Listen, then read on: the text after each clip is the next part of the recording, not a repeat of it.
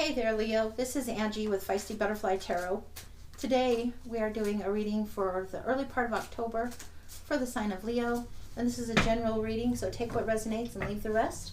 We're going to take 3 cards for what's going on with you currently, 3 cards for what's coming towards you, and 3 cards for advice.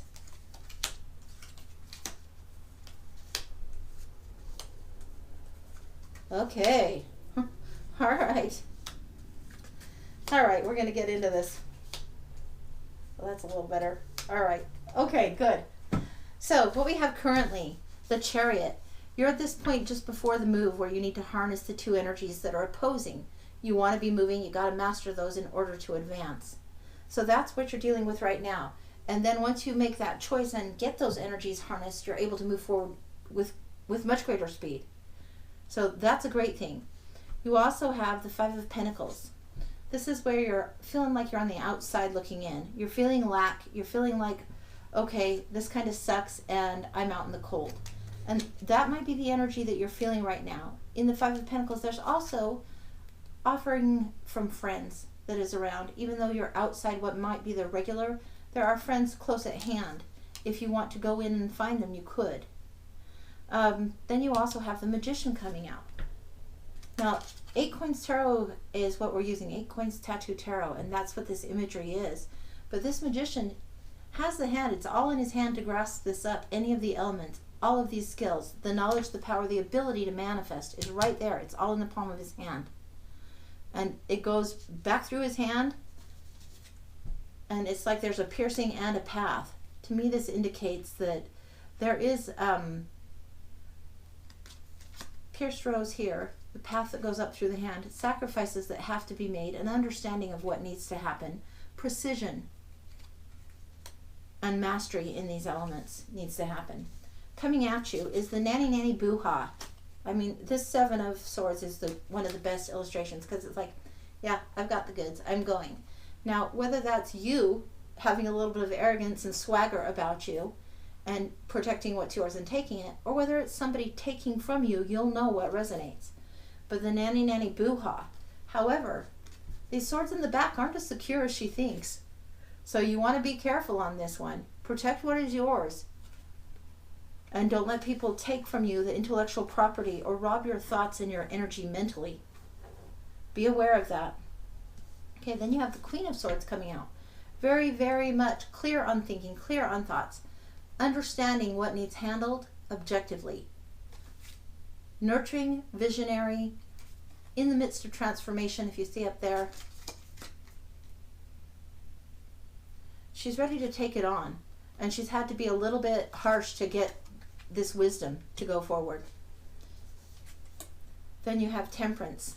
This is the reformulation, the balancing, rebalancing, recalibrating what formula is going to work for you. This is allowing the intuition and spiritual and cosmos to come in and also staying grounded at the same time, letting that flow between the cups. This is Temperance. This is getting in touch with your third eye. This is tuning in to the wise. Okay, so that's what's coming at you. Then here's some advice, and this is where I'm really digging it. For you, this is great, because then the Wheel of Fortune. The Wheel of Fortune's always turning. Fate always has something in hand. They always have another thing coming at you. So priorities shift, things change, cycles happen. But this one, she's got wisdom there. She's got the wisdom she's acquired, and she's like looking off a little further ahead.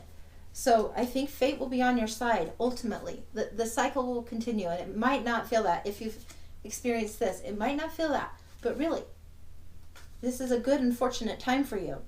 Then you have the Queen of Pentacles. This is somebody that knows how to manage the resources and make her home feel inviting and warm. Very earth energy. So where you might have the fire energy naturally, Leo, this is the earth energy of being grounded. I would say really, really don't let your emotions or your passions run away with you, and get yourself grounded and then move forward.